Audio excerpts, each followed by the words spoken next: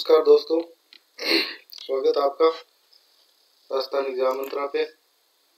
और आज अपना स्टैटिस्टिक्स के अंदर टॉपिक रहेगा समकों का बिंदु रेखीय प्रदर्शन। नेक्स्ट टॉपिक ही अपना, इससे लास्ट वाला टॉपिक अपने पढ़ा था लास्ट टाइम। तो आज देखो अपन करेंगे geographical representation of A data. तो देखो दोस्तों, इसको स्टार्ट करते हैं।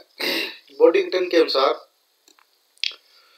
रेखा का घुमाव मस्तिष्क को प्रभावित करने में सारणीकृत विवरण की अपेक्षा अधिक शक्तिशाली होता है। देखो दोस्तों, डाटा का जो अपन ने टेबल के अंदर अपन डाटा अरेंज करते हैं, उसकी बजाय यदि अपन उसको ग्राफ पर अंकित करते हैं तो वो ज्यादा क्या है, अपने उसको अपन ज्यादा एक्नॉलेजमेंट कर सकते हैं, ज्यादा अच्छे तरीके से समझ सकते हैं। तो इस संदर्भ में बॉडिंगटन ने एक परिभाषा दी है कि रेखा का घुमाव है और मस्तिष्क को प्रभावित करने में सारणीकृत विवरण की अपेक्षा कहीं अधिक शक्तिशाली है, यानी अपन उसको आसानी से ज्यादा जल्दी अच्छे ढंग से समझ सकते हैं। अब देखिए दोस्तों, नेक्स्ट चित्रों तथा बिंदु रेखा चित्रों में क्या अंतर होते हैं। एक तो होते हैं चित्र और दूसरे होते हैं बिंदु रेखा चित्र। तो बिंदु रेखा चित्र जो अपन ने पहले ऊपरी लास्ट टॉपिक पढ़ा था, बार डायग्राम, वो सारे क्या है, बिंदु रेखा चित्र है। अब क्या है, चित्र। तो इन दोनों के बीच में क्या डिफरेंस है वो अपन देखते हैं। सर्वप्रथम देखिए, इसका जो डिफरेंस का जो बेस है वो है रचना। तो रचना के आधार बेस पर आधार पर अपने इसको डिफरेंस देखना चाहिए। तो सबसे पहला डिफरेंस है ग्राफ पेपर। बिंदु रेखा चित्र है वो हमेशा ग्राफ पेपर में बनेगा, जबकि चित्र है वो साधारण कागज पर भी बनाया जा सकता है। दूसरा जो डिफरेंस है, जो बेस है, वो है प्रयोग। तो बिंदु रेखा चित्र का प्रयोग टाइम सीरीज में और फ्रीक्वेंसी डिस्ट्रीब्यूशन को प्रभावशाली व आकर्षक ढंग से प्रदर्शित करने में इसका प्रयोग किया जाता है। तो एक तो टाइम सीरीज हो गया और दूसरा फ्रीक्वेंसी डिस्ट्रीब्यूशन। इन दोनों में किसका प्रयोग करते हैं, बिंदु रेखा चित्र का। और चित्र का प्रयोग कब किया जाता है दोस्तों, इसका प्रयोग स्थान संबंधी यानी स्पेटियल सीरीज श्रेणियों के निरूपण में किया जाता है। तो इससे रिलेटेड यदि कोई क्वेश्चन बनता है दोनों के डिफरेंस से रिलेटेड, तो सबसे इंपॉर्टेंट यही है कि टाइम सीरीज और फ्रीक्वेंसी डिस्ट्रीब्यूशन में तो आप बिंदु रेखा चित्र का प्रयोग करोगे, और यदि किसी को स्थान संबंधी कोई श्रेणियों का निरूपण करना है तो चित्र का प्रयोग किया जाता है। और देखिए दोस्तों, निर्धारण, जो डिफरेंस का आधार है वो है निर्धारण। स्थिति संबंधी मध्य। स्थिति संबंधी मध्य कौन से होते हैं दोस्तों, एक तो होता है बहुलक और एक होता है मध्य का आसानी से निर्धारण किया जा सकता है। स्थिति संबंधी मध्य का निर्धारण करने के लिए किसका प्रयोग करेंगे, बिंदु रेखा चित्र का। तो ये इंपॉर्टेंट क्वेश्चन है दोस्तों, स्थिति संबंधी माध्य। तो एक तो इसे क्वेश्चन ये बनता है कि स्थिति संबंधी माध्य कौन कौन से हैं। तो स्थिति संबंधी माध्य है एक तो बहुलक और एक मध्य का। दूसरा क्वेश्चन ये बनता है कि इनके निर्धारण में किसका प्रयोग किया जाता है। तो इसके निर्धारण की सहायता से किया जा सकता है, बिंदु रेखा चित्र की सहायता से। नेक्स्ट देखिए, जो बेस डिफरेंस का आधार है वो रहेगा संबंध। बिंदु रेखा चित्र दो चर मूल्यों में गणितीय संबंध को प्रस्तुत करता है। जो बिंदु रेखा चित्र होता है ये कौन से दो चरों के मध्य कौन से संबंध को प्रस्तुत करता है, गणितीय संबंध को, मैथमेटिकल रिलेशन। जबकि चित्र होते हैं वो क्या करते हैं, दो चर मूल्यों के मध्य केवल तुलनात्मक अध्ययन में सहायक होते हैं। कंपैरिजन स्टडीज, कंपैरिजन स्टडी करनी है अपने को तो अपन चित्र का प्रयोग करेंगे। और यदि अपन दो चर मूल्यों के बीच में मैथमेटिकल रिलेशन प्रस्तुत करना चाहते हैं तो अपन प्रयोग करेंगे बिंदु रेखा चित्र का। तो ये तो हो गए बेसिक डिफरेंस बिंदु रेखा चित्र और चित्र के मध्य। अब चलते हैं अपन आगे। अब देखो दोस्तों, बिंदु रेखा चित्र की रचना किस प्रकार की जाती है। वैसे तो आपने ये मैथमेटिक्स के अंदर किया होगा इस प्रकार से, ग्राफ पेपर पे अंकित 10th की बुक 10th मैथमेटिक्स में पहले लगता था ये इस प्रकार से ग्राफ पेपर। बाकी 8th में भी 10th में भी ये आया हुआ है आपके, तो आपको ध्यान होगा कि अपन ग्राफ पेपर पे ये चित्र अंकित किस प्रकार करते। तो देखो दोस्तों, ये ग्राफ पेपर का एक नमूना दिया हुआ है यहाँ पे, ये ग्राफ पेपर का नमूना है, ठीक है। ये क्या चतुर्थांशों में बंटा होता है क्वार्टाइल्स के अंदर, ठीक है। तो देखो ये फर्स्ट जो ये होता है क्वार्टाइल, ये होता है प्लस प्लस का, ठीक है। सेकंड जो होता है वो माइनस प्लस, थर्ड होता है माइनस माइनस का, और फोर्थ होता है प्लस प्लस माइनस का। सर्वप्रथम तो आप ये इसको समझ लीजिए कि ग्राफ पेपर होता है वो चार चतुर्थांशों में बंटा होता है, ये क्वाड्रेंट में। और ये इनके आपको साइन है वो भी याद रखने हैं, प्लस माइनस, फिर माइनस माइनस प्लस, फिर माइनस माइनस और प्लस माइनस। अब देखो दोस्तों, इससे इस ग्राफ से रिलेटेड कुछ क्वेश्चन बढ़ सकते हैं, जैसे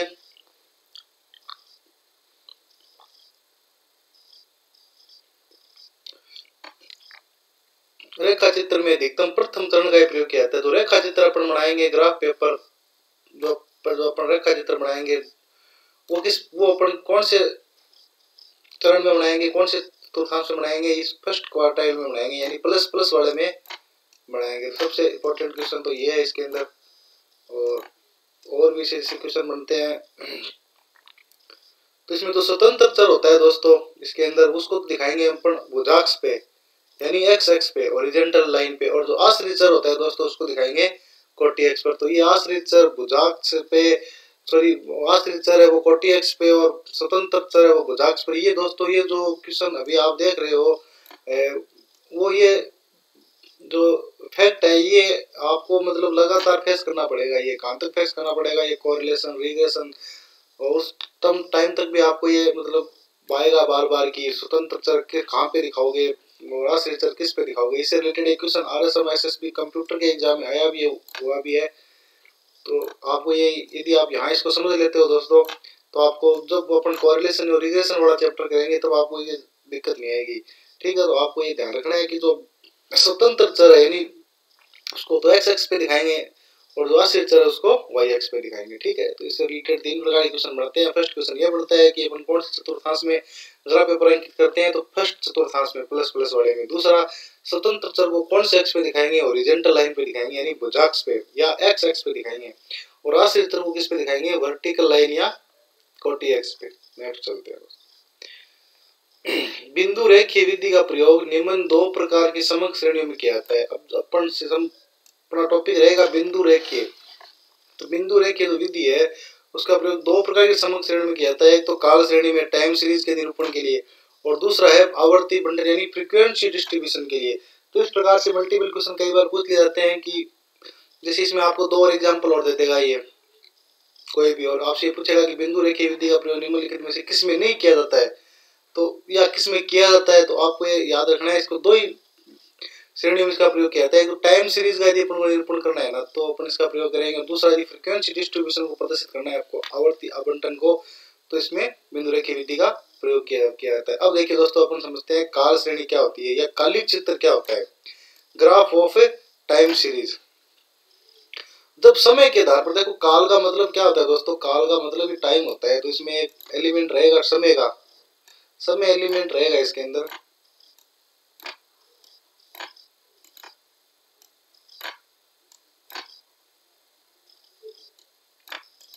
टाइम का एलिमेंट रहेगा इसके अंदर। जब समय के आधार पर क्रमबद्ध समकों को सतत वक्रों के रूप में प्रदर्शित किया जाता है तो इसे रेखा चित्रों को क्या कहेंगे, कालिक चित्र कहेंगे। कालिक चित्र को यदि आप कालिक चित्र से रिलेटेड कोई फैक्ट आ जाता है तो उसमें समय तत्व हमेशा ही मिलेगा आपको, समय। ठीक है, कालिक चित्रों की रचना में आप जो समय आपको जैसे वर्ष या माह है वो तो दिखाएंगे किस पे, भुजाक्ष पे, एक्स एक्स पे, और जो मूल्य है वो दिखाएंगे अपन वाई एक्स पे। तो आपको ये भी ध्यान रखना है कि कालिक चित्रों में समय का प्रयोग किया जाता है, लेकिन जो समय से रिलेटेड जो डाटा आपने को दिए जैसे वर्ष है माह है वो तो दिखाएंगे भुजा एक्स एक्स पे, भुजाक्ष पे, और मूल्य है उसको किस पे दिखाएंगे, कोटि एक्स पे। ठीक है, नेक्स्ट देखिए निरपेक्ष मूल्य, एब्सोल्यूट वैल्यू। एब्सोल्यूट वैल्यू का मतलब हो गया प्राकृतिक माप श्रेणी के जो कालिक चित्र होते हैं वो, प्राकृतिक माप श्रेणी के जो कालिक चित्र, प्राकृतिक माप श्रेणी के जो कालिक चित्र होते हैं उसको निरपेक्ष वैल्यू कहते हैं। इसमें क्या होता है, प्राकृतिक माप जिसमें अंकगणितीय वृद्धि हो वो क्या होते हैं, निरपेक्ष मूल्य होते हैं। और सापेक्ष मूल्य वो होते हैं जो निर्देशांक कालिक चित्र होते हैं, निर्देशांक कालिक चित्र। ठीक है दोस्तों, तो अब नेक्स्ट चलते हैं। ये कालिक चित्र में आपको 2 बातें याद रखनी है, एक तो रखनी है समय फैक्टर, और दूसरा इसको अंकित करेंगे तो समय को तो अपन दिखाएंगे भुजाक्ष पे और मूल्य को दिखाएंगे कोटि एक्स पे। नेक्स्ट देखिए कृत्रिम आधार रेखा, फॉल्स बेस लाइन। शून्य बिंदु और न्यूनतम बिंदु के बीच के भाग को 2 आड़ी रेखाओं डबल शॉर्ट टूथ लाइंस द्वारा प्रदर्शित किया जाता है। यही लहरदार रेखा क्या है, कृत्रिम आधार रेखा होती है।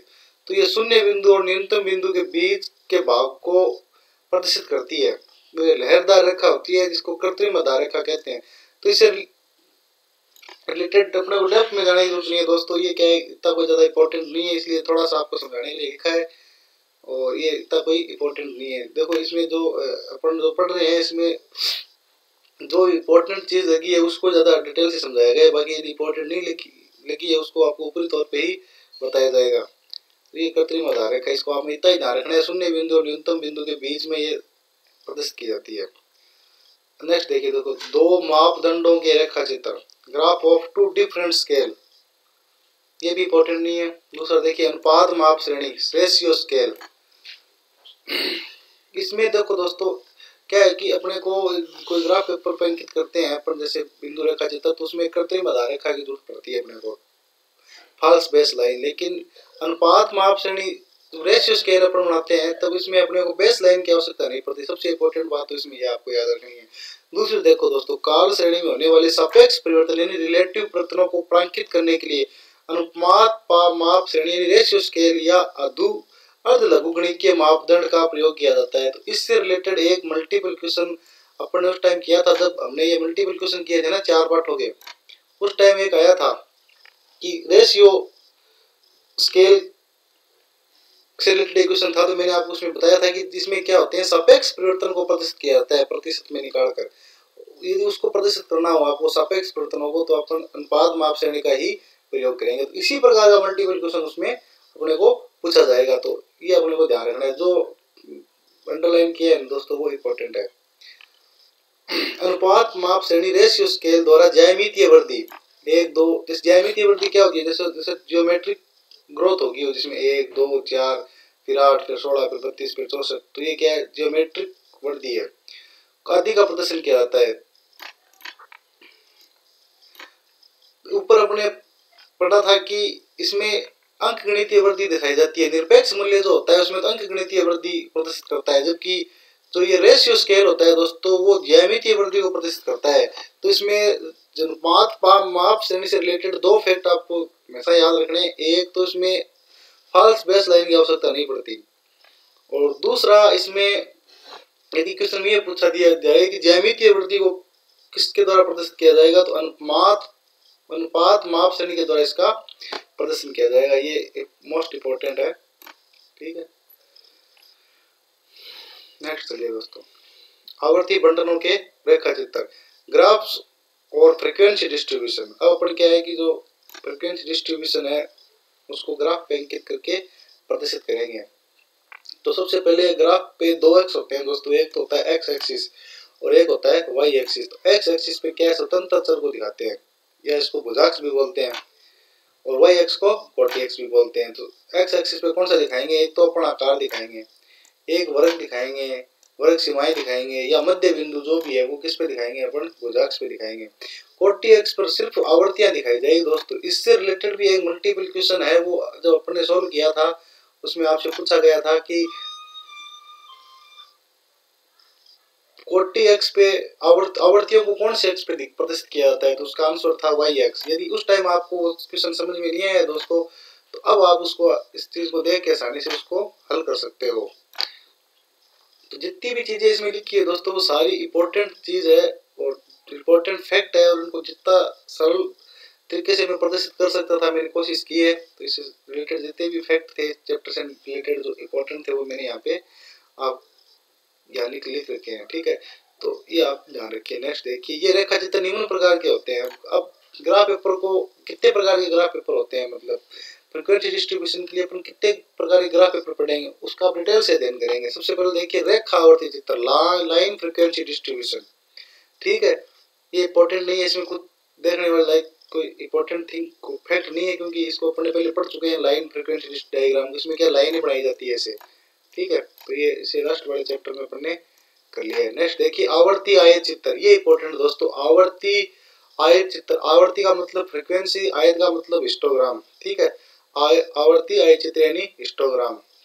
सबसे पहले इसमें इंपॉर्टेंट फैक्ट है दोस्तों, अविच्छिन्न समग्र श्रेणी होनी चाहिए। कॉन्टिन्यूअस सीरीज का प्रदर्शन करने के लिए आवर्ती आयत चित्र की रचना की जाती है, कॉन्टिन्यूअस होनी चाहिए सीरीज, ठीक है।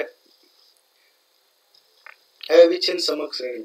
आवर्ती आयत चित्र को सोपान चित्र, स्टेयरकेस डायग्राम या खंड चित्र, ब्लॉक डायग्राम भी कहते हैं। तो आपको ये जरूरी नहीं है हिस्टोग्राम में मिले, हिस्टोग्राम का अन्य नाम होता है स्टेयरकेस डायग्राम या ब्लॉक डायग्राम। तो इससे रिलेटेड फैक्ट भी आपसे पूछ सकते हैं, या क्वेश्चन को ये फैक्ट डालकर थोड़ा सा कॉम्प्लिकेटेड भी एग्जामिनर बना सकता है।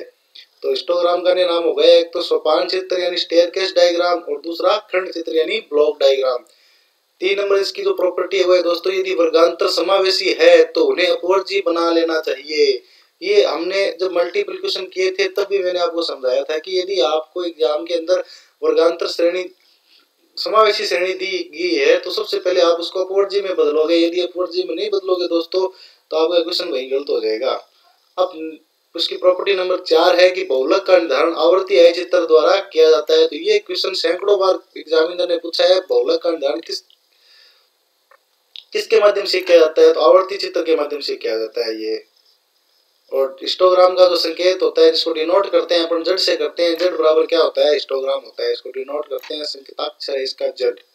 तो आवर्ती आय चित्र में आपको 4 प्रॉपर्टी दी हुई है। फर्स्ट प्रॉपर्टी है कि इसमें कॉन्टिन्यूअस सीरीज का प्रदर्शन करने के लिए आवर्ती आय चित्र का प्रयोग किया जाएगा, अविच्छिन्न समग्र श्रेणी होनी चाहिए, ठीक है। दूसरा है कि आवर्ती आय चित्र के अन्य नाम होते हैं, एक तो सोपान चित्र और दूसरा है ब्लॉक डायग्राम। तीसरी इसकी प्रॉपर्टी यदि वर्गांतर समावेशी है तो इन्हें सर्वप्रथम अपवर्जी बना लेना चाहिए। और चौथी इसकी प्रॉपर्टी है कि बहुलक का निर्धारण वो आवर्ती आय चित्र द्वारा किया जाता है, ठीक है। नेक्स्ट देखिए, आवर्ती बहुभुज फ्रीक्वेंसी पॉलीगन। देखो दोस्तों, एक होता है फ्रीक्वेंसी कर्व और एक होता है फ्रीक्वेंसी पॉलीगन। तो ये जब अपन ने मल्टीपल क्वेश्चन किए थे तो मैंने एक डायग्राम में आपको तीनों चीजें समझाई थी कि पॉलीगन क्या होता है, थोड़ा सा ये इस प्रकार से बनाया होता है, यानी स्मूथ नहीं होता है, ये स्मूथ नहीं होता है। विच्छिन्न श्रेणी के आवर्ती बहुभुज का प्रयोग करके बहुलक का निर्धारण किया जाता है। ये क्या थोड़ा स्मूथ नहीं होता है। यदि आपको ये तीनों चीजें एक साथ देखनी है ना, हिस्टोग्राम, फ्रीक्वेंसी पॉलीगन और फ्रीक्वेंसी कर्व, तो एक बार आप फिर से उस जो वीडियो अपन ने बनाया था मल्टीपल क्वेश्चन का उसमें आप जाइए, और उसमें आपको तीनों समझ में आ जाएगी कि जहां जहां ये बिंदु अपन मिलाते हैं ना, ये तो इस प्रकार का एक कर्व बनता है। तो ये तो हो गया पॉलीगन। फ्रीक्वेंसी कर्व में क्या होता है दोस्तों, इसमें तो विच्छिन्न श्रेणी होती है, ये इंपॉर्टेंट है। विच्छिन्न श्रेणी, विच्छिन्न श्रेणी का मतलब क्या हो गया, विच्छिन्न श्रेणी में आवर्ती बहुभुज का प्रयोग करके बहुलक का निर्धारण किया जाता है, क्योंकि आवर्ती वक्र में अविच्छिन्न श्रेणी होती है। आवर्ती वक्र की सहायता से भी अविच्छिन्न श्रेणी में बहुलक का निर्धारण किया जाता है। अविच्छिन्न श्रेणी और विच्छिन्न श्रेणी, इससे रिलेटेड फैक्ट इंपॉर्टेंट है जिसको मैंने नीचे फिर समझाया, लेकिन सबसे पहले मैं आपको ये फ्रीक्वेंसी पॉलीगन और फ्रीक्वेंसी कर्व समझा देता हूं दोस्तों। तो फ्रीक्वेंसी पॉलीगन क्या होता है, थोड़ा अनस्मूथ होता है, जबकि फ्रीक्वेंसी कर्व में क्या होता है दोस्तों, अपन इसको थोड़ा स्मूथली अंकित कर देते हैं। जैसे ये इस प्रकार से है तो अपन क्या इसको थोड़ा सा स्मूथ तरीके से यदि इसको अपन अंकित कर देते हैं, बेल शेप्ड बोल सकते हैं इसको अपन, तो ये फ्रीक्वेंसी क्या हो जाएगा, कर्व हो जाएगा। और दूसरा इसमें अंतर ये हो गया दोस्तों, इसमें तो विच्छिन्न श्रेणी होती है और इसमें अविच्छिन्न श्रेणी होती है।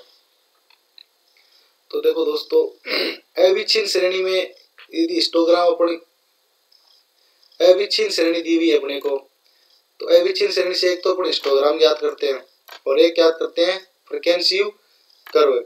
जबकि आपने को विच्छिन्न श्रेणी दी हुई है दोस्तों, तो इसे याद करेंगे फ्रीक्वेंसी पॉलीगन, ठीक है दोस्तों। और तीनों से अपन किसका निर्धारण करते हैं, हिस्टोग्राम से, फ्रीक्वेंसी पॉलीगन से और फ्रीक्वेंसी कर्व से, तीनों से अपन निर्धारित करते हैं बहुलक का। तो ये थोड़ा टिपिकल आपको लग रहा होगा कि मतलब इसमें दो चीजें डाली हुई है। एक तो ये डाली गई है कि अविच्छिन्न श्रेणी यानी कॉन्टिन्यूअस सीरीज, कॉन्टिन्यूअस सीरीज दी गई दोस्तों आपको, तो एक तो हिस्टोग्राम याद करेंगे और दूसरा याद करेंगे फ्रीक्वेंसी कर्व है। यदि कॉन्टिन्यूअस सीरीज नहीं दी गई है, डिस्क्रीट है तो अपन क्या याद करेंगे, डिस्क्रीट से अपन क्या याद कर सकते हैं, फ्रीक्वेंसी पॉलीगन।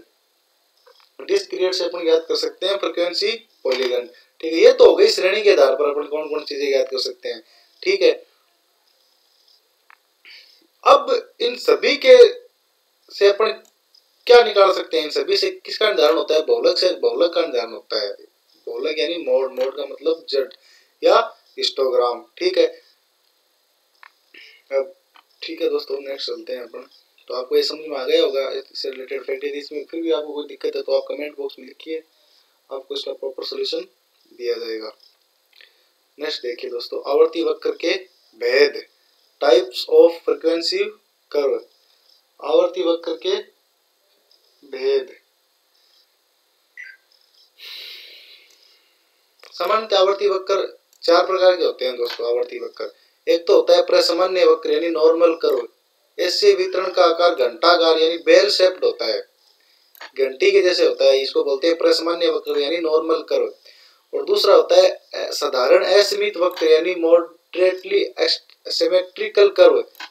इन वक्रों को विषम वक्र यानी स्क्यूड कर्व भी कहा जाता है। ये दो प्रकार के होते हैं।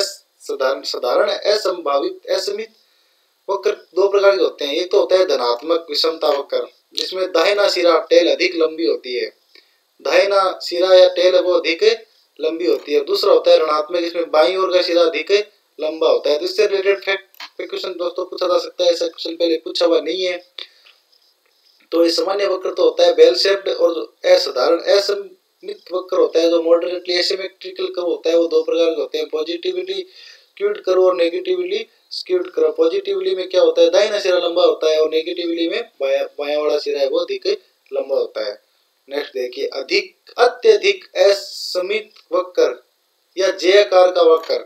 अधिक विषमता वाले वितरणों में वक्र अंग्रेजी अक्षर के जे जैसे प्रकार का हो जाता है। यदि अत्यधिक यानी मैक्सिमम, यदि असममित है यानी एसिमेट्रिकल है तो वो वक्र किस प्रकार का हो जाएगा, जे आकार का हो जाएगा। तो इससे रिलेटेड फैक्ट भी आपसे पूछा जा सकता है कि असीमित अत्यधिक या अत्यधिक असममित वक्र का आकार किस प्रकार से होता है। तो इसका आकार होता है जे आकार का, जे शेप्ड होता है, ये बेल शेप जे शेप्ड।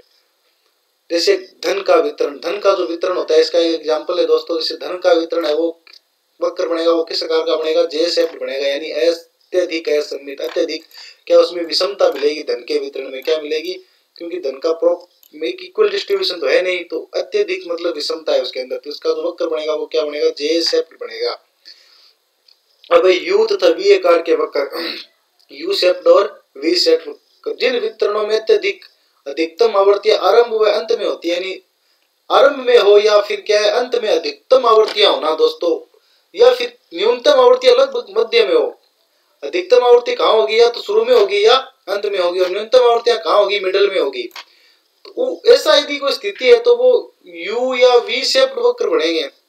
यदि मैक्सिमम फ्रीक्वेंसी दी हुई है, मैक्सिमम फ्रीक्वेंसी कहाँ मिलेगी आपको, फर्स्ट में मिलेगी या लास्ट में मिलेगी, और मिनिमम फ्रीक्वेंसी कहाँ मिलेगी, मिडिल में बनेगी। इस प्रकार की यदि आपको विशेषता मिलती है तो कौन सा वक्र बनेगा, यू और वी शेप्ड वक्र बनेगा। तो इससे रिलेटेड इफेक्ट आपसे पूछा जाता है तो आपको ध्यान रखना है। जे शेप्ड तो वहां बनेगा जहां अत्यधिक विषमता हो, जैसे धन की वितरण है, और यू और वी कहाँ बनेगा जहां मिनिमम और मैक्सिमम फ्रीक्वेंसी तो हो फर्स्ट और मैक्सिमम फ्रीक्वेंसी तो हो फर्स्ट और लास्ट में, और मिनिमम फ्रीक्वेंसी हो एकदम मिडल में, तो वहां कौन सा बनेगा, यू और वी शेप्ड कर्व।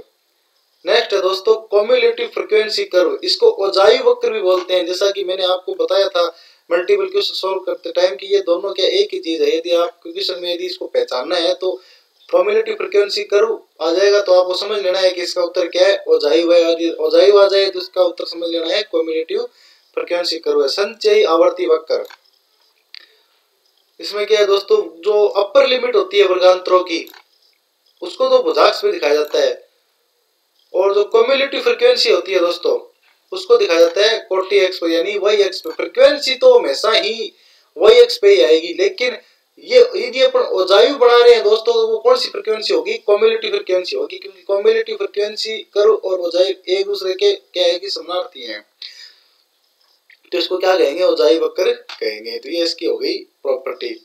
अब लेस देन ओजायु और मोर देन ओजायु ये क्या चीज होती है दोस्तों, इसको समझिए। लेस देन ओजायु वक्र ऊपर की ओर उठा हुआ होता है, लेस देन ओजायु में जो वक्र होता है वो ऊपर की ओर उठा होता है, जबकि मोर देन ओजायु में नीचे की ओर गिरता हुआ होता है।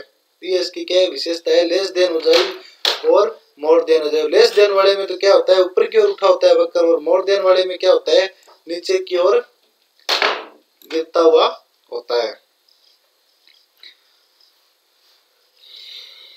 तो संचयी आवर्ती वक्र की सहायता से अपन किसका निर्धारण करते हैं, जैसे अपन फ्रीक्वेंसी पॉलीगन, फ्रीक्वेंसी कर्व, या फिर ये मान लेते हैं अपन एक और रहेगा ना वो, इनकी सहायता से किसका निर्धारण करते हैं, हिस्टोग्राम का निर्धारण करते हैं।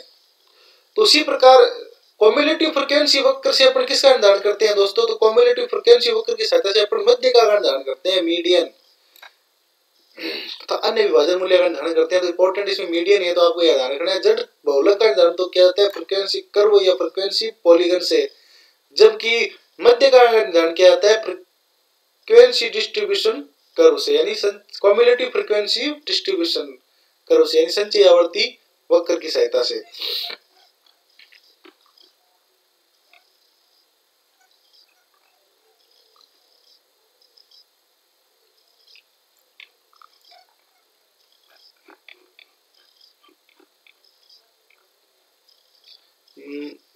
नेक्स्ट देखिए दोस्तों, मध्य का निर्धारण की गोल्टन विधि। अब देखो मध्य का निर्धारण की एक गोल्टन विधि है। इसमें अपने को यही फैक्ट याद रखना है कि फ्रांसिस गोल्टन ने मध्य का मूल्य ज्ञात करने के लिए विशेष प्रकार के रेखा चित्रों का प्रयोग किया था। तो इसकी देखो ये गोल्टन की विधि है, जिसका जो फाउंडर वो भी क्या है, फ्रांसिस गोल्टन। इससे रिलेटेड फैक्ट पूछा जा सकता है कि मध्य का निर्धारण की गोल्टन विधि का के फाउंडर कौन थे, या इसका सर्वप्रथम प्रयोग किसने किया था, तो फ्रांसिस गोल्टन। ठीक है, तो देखो दोस्तों इससे ये अपना चैप्टर आज कंप्लीट हो गया है।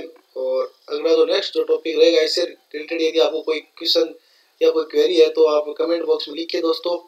और नेक्स्ट जो टॉपिक अपना जो कल रहेगा दोस्तों, वो रहेगा अपना केंद्रीय प्रवृत्ति के माप। कल अपना टॉपिक रहेगा दोस्तों केंद्रीय प्रवृत्ति के माप, यानी मेजर ऑफ सेंट्रल टेंडेंसी। अब इससे रिलेटेड एक बार जो आपको मुख्य बातें वो दोबारा बता देता हूँ दोस्तों। जो आपने को याद रखनी है वो यही रखना है कि एक तो जो ग्राफ पेपर है जो बनेगा वो हमेशा प्रथम चतुर्थांश में बनेगा, यानी फर्स्ट क्वाड्रेंट में। ठीक है, दूसरा अपने को यह याद रखना है कि काल श्रेणी में टाइम से रिलेटेड फैक्टर आपको जरूर मिलेगा। यदि कालिक चित्र आपसे पूछ लिया जाए या काल श्रेणी का कोई उदाहरण दिया जाए तो उसमें समय तत्व हमेशा रहेगा टाइम। और दूसरा अपने को यह याद रखना है कि अपने को जो एक्स एक्स पे हमेशा स्वतंत्र चर को दिखाएंगे और वाई एक्स पे हमेशा आश्रित चर को दिखाएंगे। और ये कृत्रिम आधार रेखा होती है दोस्तों, ये सूक्ष्म से न्यूनतम बिंदु के बीच में प्रदर्शित करने के लिए खींची जाती है। इसका इतना ही रोल है। और दूसरा अनुपात माप श्रेणी में एक तो मोस्ट इंपोर्टेंट इसमें थिंग ये है कि इसमें फास्ट लाइन की जरूरत नहीं पड़ती। और दूसरा इसमें क्या ज्योमेट्रिक ग्रोथ होती है उसको प्रदर्शित किया जाता है। और तीसरा इसमें क्या रिलेटिव चेंजेस भी प्रदर्शित करने हैं तो वो अपन अनुपात माप श्रेणी रेशियो स्केल्स के प्रदर्शित करेंगे। और यदि अपन आगे चले तो हिस्टोग्राम और मीडियन दो चीज होती हैं। हिस्टोग्राम को तो बोलते हैं बहुलक, इसको तो अपन कैसे ज्ञात करते हैं, अपन ज्ञात करते हैं फ्रीक्वेंसी पॉलीगॉन या फ्रीक्वेंसी कर्व से अपन क्या हिस्टोग्राम ज्ञात करते हैं। ठीक है, अब इस सबसे हिस्टोग्राम ज्ञात करने के लिए सबसे पहले तो श्रेणी क्या होनी चाहिए, कॉन्टिन्यूअस होनी चाहिए। दूसरा अपने को यह ध्यान रखना है कि यदि आपको समावेशी श्रेणी दी गई तो उसको उसमें बदलोगे, अपवर्ती श्रेणी में बदलोगे। ठीक है, और तीसरा आपने यह याद रखना है इसका अन्य नाम क्या है दोस्तों हिस्टोग्राम का, एक तो स्टेयरकेस डायग्राम है और दूसरा है ब्लॉक डायग्राम। बस इतना ही आपको याद रखना है। ठीक है, अब रही बात फ्रीक्वेंसी पॉलीगन और फ्रीक्वेंसी कर्व की, तो फ्रीक्वेंसी कर्व और हिस्टोग्राम तो क्या अविच्छिन्न श्रेणी होती है, कॉन्टिन्यूअस होता है, जबकि फ्रीक्वेंसी पॉलीगन होता है वो विच्छिन्न श्रेणी में आवर्ती बहुभुज का प्रयोग करके बहुलक निर्धारण करता है। करते तो बहुलक का निर्धारण, लेकिन इसमें क्या है विच्छिन्न श्रेणी होती है, डिस्क्रीट सीरीज होती है दोस्तों। जबकि फ्रीक्वेंसी कर्व और आवर्ती आय चित्र में क्या होती है, अविच्छिन्न समग्र श्रेणी होती है, कॉन्टिन्यूअस सीरीज होती है। ठीक है, तो इसको मैंने आपको दोबारा समझाने के लिए लिख दिया है। ठीक है, नेक्स्ट अपने को याद रखना है अब आपको ये जो कुछ और फैक्टर दिए गए, कुछ अलग मतलब प्रकार दिए गए हैं आवर्ती वक्र के, तो इसको आपको इतना ध्यान रखने की जरूरत नहीं है। इसमें आप ये रखिए यदि आपसे रिलेटेड कोई क्वेश्चन पूछ लिया जाए जैसे जे शेप क्या होता है और यू और वी शेप क्या होता है। जे शेप तो होता है जिसमें मतलब अत्यधिक असमानता जैसे धन का वितरण है, और यू और वी कहाँ होता है दोस्तों, मिनिमम और मैक्सिमम फ्रीक्वेंसी में जो आपको मैक्सिमम फ्रीक्वेंसी है वो या तो शुरू में मिलती है या फिर अंत में मिलती है, और मिनिमम फ्रीक्वेंसी है वो मिलती है मिडिल में। तो इसमें यू और वी शेप का प्रयोग करते हैं। रही बात अब मीडियन की दोस्तों, तो मीडियन को अपन ज्ञात कर सकते हैं कम्युलेटिव फ्रीक्वेंसी वक्र या औजाई वक्र की सहायता से। इसे मीडियन का निर्धारण किया जा सकता है। और मीडियन निर्धारण की एक विधि है गोल्टन विधि, इसके जो फाउंडर है वो फ्रांसिस गोल्टन, यानी सर्वप्रथम इन्होंने इसका प्रयोग किया था। तो छोटा सा चैप्टर था जो आज अपना कंप्लीट हो गया। नेक्स्ट अपन करेंगे केंद्रीय प्रवृत्ति के माप।